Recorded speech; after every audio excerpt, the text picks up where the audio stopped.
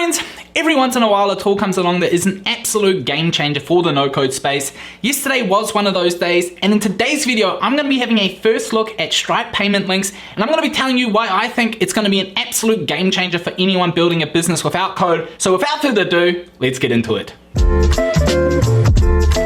Hey there, welcome back to the channel. If you're new here, my name's Connor, and on this channel I help people who cannot code build their own online marketplaces with no-code tools like Webflow, Airtable, and Zapier. So in today's video, I am going to be reviewing a new feature by Stripe called payment links that will allow you to take payments without you having to set up tools like Webflow, Ecommerce, or MemberStack.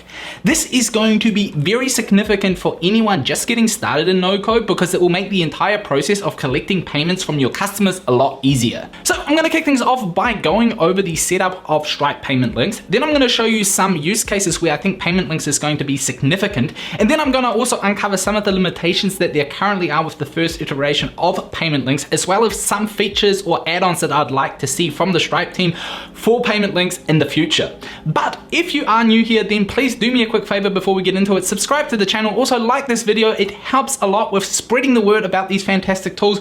But without further ado, let's dive into it. So first of all, before we get into it, what exactly is Stripe? So Stripe is a tool that you can use to process payments on the internet. So if you have an online business, doesn't matter really what it is, it can be an e-commerce store, it can be a subscription-based business, it can be a marketplace, you can use a tool like Stripe to make sure that all of the payments are processed. It allows you to charge your customers credit cards, it allows you to manage subscriptions, and it's pretty much the go-to tool when it comes to processing payments on the internet. Now traditionally, Stripe hasn't been very user-friendly towards people who cannot code. When Stripe started, it was primarily a developer tool to basically handle the payment side of things. But if you didn't come from a software development background, it wasn't very easy to use a tool like this. Thankfully, over the last few years, tools like MemberStack have come along that have then allowed you to basically create payments inside of Stripe using a more no-code friendly interface. But more recently, Stripe has been making some steps into the no-code space, meaning that now you don't actually need to know how to code in order to implement Stripe onto your website. One of those significant features is Stripe payment links, because Stripe payment links allows you to basically create a link for your different products or subscriptions inside of Stripe that you can then embed on your website. You can send it through social media, you can send it through an email, and you don't have to do any of the technical setup that would otherwise be required if you were setting up payments in Stripe. So in order to make this work, you are going to need to have a Stripe account, and you will have to add some products or some subscription services to it. I'm going to now take you into my Stripe account and show you how you can actually set it up and how the entire process of configuring those links works. So I'm going to log into my account, and I've switched to viewing test data, which then allows you to basically test certain things without actually affecting the actual backend. You can also test it with sample credit cards. And what you can do is you can start off by adding a bunch of products. So I've added two plans here. I've added a premium plan and a monthly plan. So the premium plan is a one-off product, whereas the monthly plan is a subscription-based product. So then what you can do is you can click on the payment links tab, and you can see already I've generated two payment links right here, but I just want to show you the process of setting up a new one so that you can see how easy it is. So just click on new, then just add a new product, give it a name. So I'm just going to call this one here online course, whatever. Then you can go ahead and give it a price. And then what you can do is you can add an image to it. So if you are selling a product, you could add an image of that product right here. So once you are done with the setup and you've added your description, you can just click on add product. And then what it will do is it will give you a preview of what your checkout page will look like on desktop and on mobile. Now, there are a few things that you can add. For example, if you have promotion codes that you want to allow your customers to add, you can just click on it here. And that will then allow you to just add a promotion code whenever someone visits this particular checkout page. You can also allow your customers to adjust their quantity. So say for example, you're selling consulting sessions or you're selling sunglasses, then a customer can just come in here and change the quantity from the drop down. Also, another thing that might be really useful is if you need to collect the customer's address. So if you're sending them something, then you can also enable that there. You can add the billing and shipping address.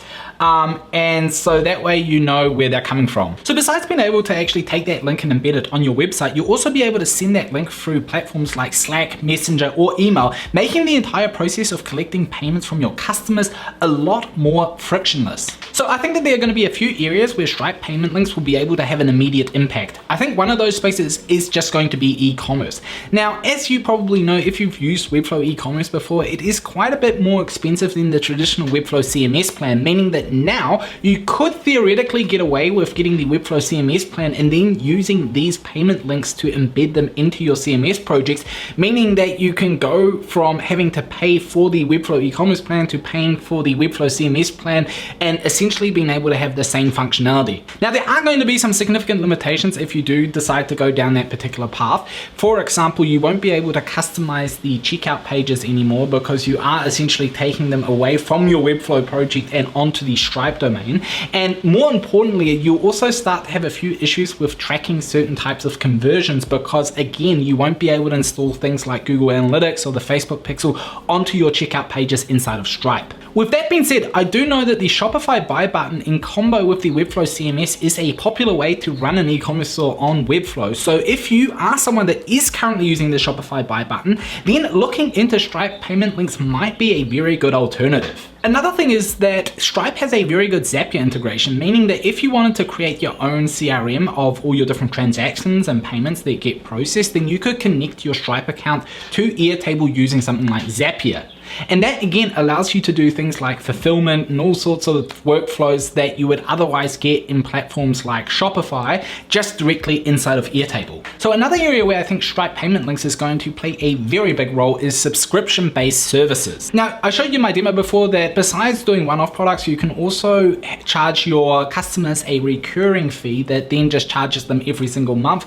And that is a very, very useful tool to have if you have a subscription-based business. Now, obviously, there are platforms right now or third-party tools that allow you to do that inside of Webflow, for example, MemberStack or Outsetter, and they have some significant additional features which still make that a significantly better option. But I do think that if you have a very basic subscription business where you just charge the same amount every single month and you don't need to give your customers special permissions on your website, then using something like Stripe payment links might be a very good alternative. Now, one big limitation with charging subscription-based fees through Stripe payment links, and something that I hope to see as an improvement from Stripe in the future, is that it is currently not possible for your customers to manage their subscriptions, meaning that if they want to end their subscription, they'll have to email you and you'll have to manually cancel it through the Stripe dashboard. That is something that I don't think is a great user experience, but again, if it is not a significant amount of people that get in touch with you or you're just getting started, then that might be a really good way to just get the ball rolling without it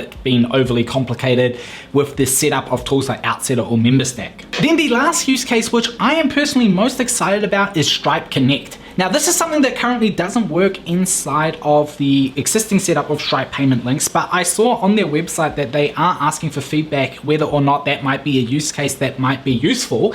And let me tell you, as someone who runs a marketplace, yes, it will be. Now, if you don't know what Stripe Connect is, it is a feature inside of Stripe that allows you to collect payments and then automatically pay out a supplier that you might have on your marketplace. So an example of that would be, for example, what Uber does. They take the payments and then they have automatic payouts that go from them to the individual drivers based on the different transactions that they made through their app.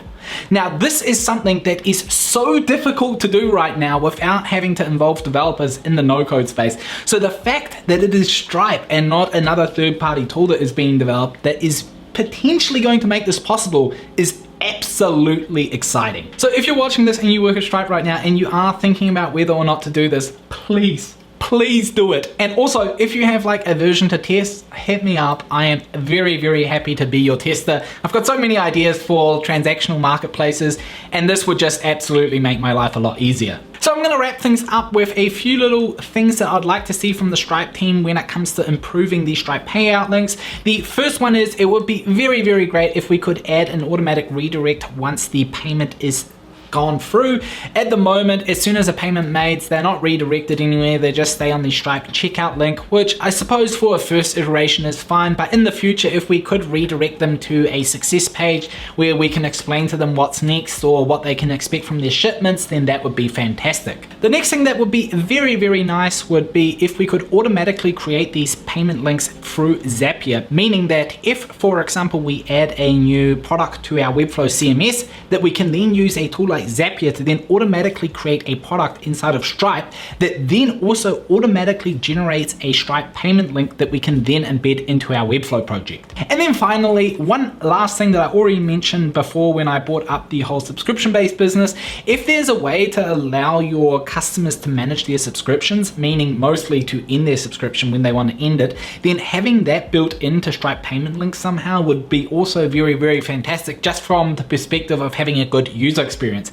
Even if it is a link that is automatically generated that we can then share with our customers through our websites, that would be something that would be fantastic. Either way, I am stoked that Stripe has decided to really put a lot more focus on the no-code path, because let's be honest, Stripe is a phenomenal tool, and even though it has been primarily developed for developers, now the fact that they are also taking care of all of us who cannot code is very, very exciting, because it really will just open up all of the opportunities of things that can be done and use cases that can be solved in the future without having to code. I also think that anyone who is just getting into no code and doesn't want to go through the process of learning how to set up something like MemberStack or Outsetter, or you're not quite ready to pay for the Webflow e-commerce plan, then using something like Stripe payment links is just going to be a really great way to get started. In short, I am pumped. So if you are excited about it as well, then also smash that like button. Also, if you haven't already, do me a quick favor, subscribe to the channel. Other than that, thank you for sticking around for the entire video, and I'll see you back here for the next one.